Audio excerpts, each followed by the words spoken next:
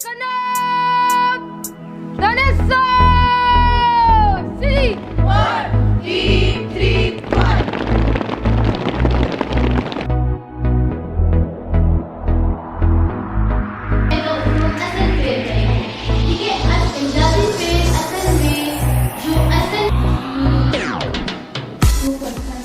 Lady Cadet College and I'm from 4th entry in GCCM.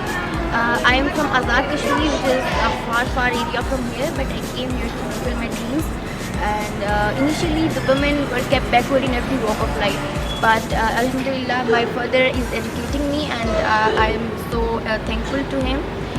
GCCM is a very unique institution that has not only provided us excellent academic education, but along with that we get physical training here to that will help us. I have learned many new things here.